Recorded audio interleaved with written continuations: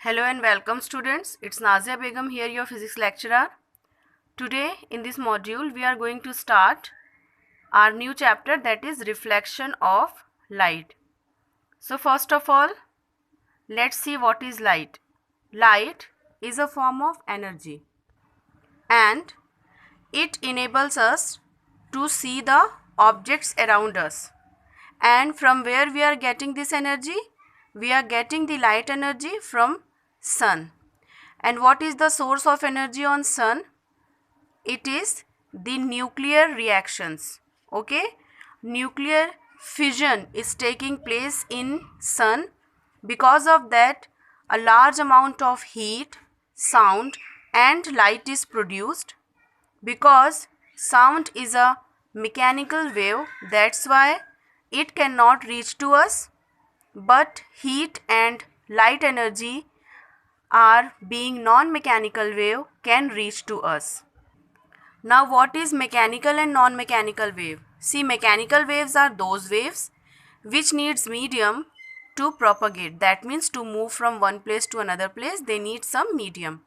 And because between sun and earth there is vacuum. Vacuum means there is no medium, there is nothing, not even air. And that's why the sound energy cannot reach to us. But because the light energy is non-mechanical, it is a form of electromagnetic wave. It does not need any medium to travel from one place to another place, and that's why it can propagate to us, and it can travel in vacuum as well. So that's why it can reach earth from the sun. So now we understand from where we are getting light. We are getting it from sun. When light comes to us from sun, it is coming in with three components. It is coming with three components. The first one is visible light, second is infrared, and third is ultraviolet. In this chapter, we are going to discuss about the first part, that is visible light. Visible light means that part of light which enable us to see something. So, how are we able to see anything? Actually, it is because of reflection that we can see any object. How because of reflection? When the light strikes to any surface, it get reflected by that surface in all the possible ways, and when after reflection that light comes in our eyes, we are able to see that object. If there is no light, we cannot see anything. Why? Because when light is not there, reflection is not taking place and we are not able to see anything. It is only light because of which we can see something. From this picture, you can easily understand how we can see something because of reflection. So this is sun. Sunlight is falling on flower, okay, and after reflection from the flower, the light is reflecting back in all the possible ways, okay, and some reflected rays are coming into our eyes, and that's why we are able to see the flower. Actually, the thing is that whenever light comes in our eyes from any surface, that surface becomes visible. Like the light is coming from flower, okay, this light, this ray of light, it is coming from this flower, that's why we can see this flower. If the light is straightly coming from the sun, we will be able to see the sun. So from whatever surface the light is coming into our eyes, we are able to see that surface. If the light is not reflecting back from any surface, we will not be able to see that, okay. Like in case of simple glass, some glass windows and glass doors you might have seen, through which we can see Okay, we can see the other side but not the glass. Why? Because the light there is not reflecting back, but it is passing through the glass. Because it is passing through the glass, the light from the glass is not coming to our eyes, and that's why we are not able to see the glass. So here is one line you can see. Light enable us to see objects from which it comes or from which it is reflected. Okay. So from which it is coming and from which it is reflected, both the surface is visible. The objects like sun and other stars, electric bulb, tube light, torch, candle and fire, etc. They all emit their own light, and that's why they all are called luminous object. So the objects which are having their own light are called luminous objects.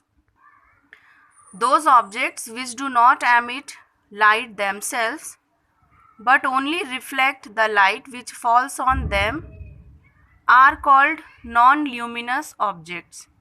For example, this book which we are reading, it is not emitting its own light, but the light from the tube light is falling on it, and that's why it is visible.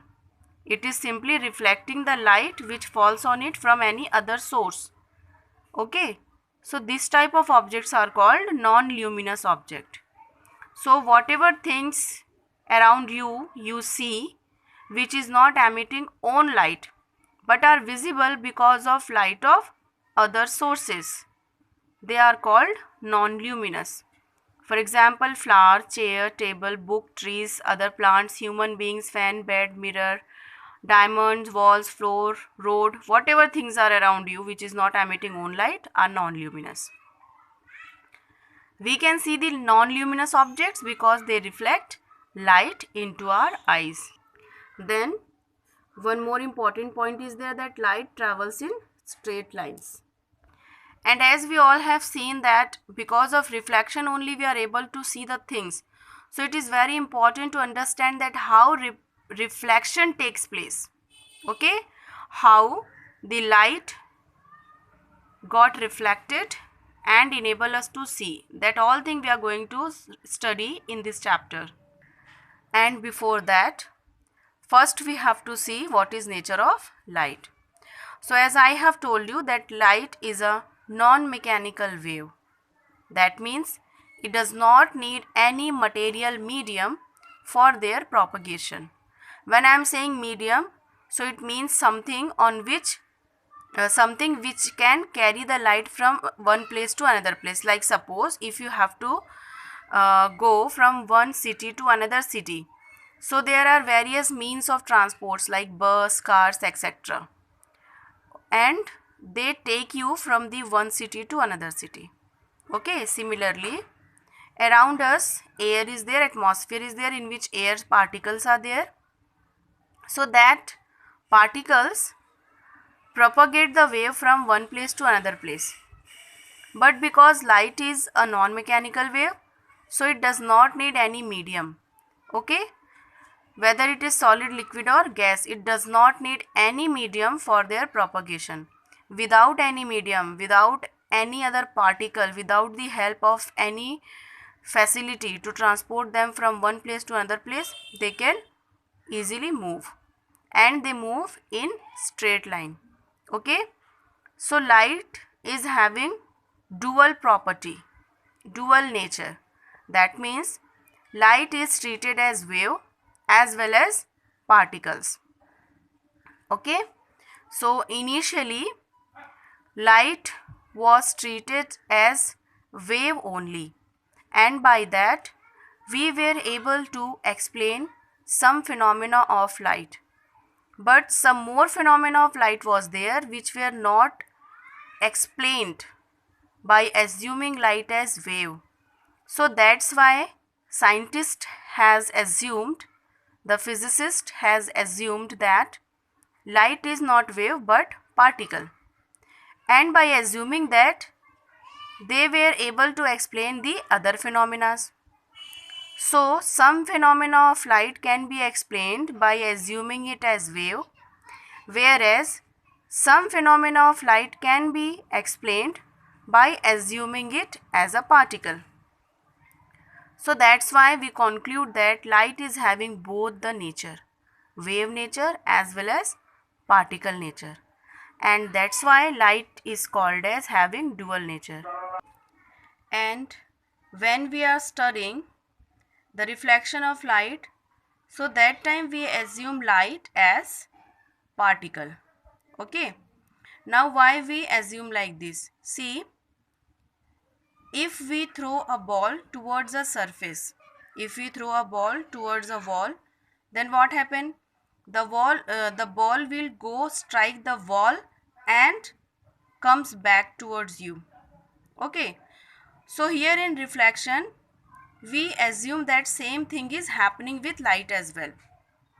The light is in form of small bundles of energy. Each bundle is called as photon. They are having their own energy and wavelength, frequency, their own energy and frequency they have. And when these particles strike to any surface, they bounce back in a straight line, and this we call as reflection. So as you throw a ball, it hits the wall and bounce back. In the similar way, we assume that in light also small particles are there. They strike the surface and bounce back, and this bouncing back of light is only called as reflection. So according to particle theory, the light is composed of particles which travel in a straight line at very high speed. Okay, so if suppose some similar particles are there and they are traveling in a very high speed, so obviously they will look like a line. So that's why the light rays are also represented by a straight line, and each photon is following the same direction the previous one has followed, and that's why they look like they are moving in a straight line. Now let's understand reflection of light.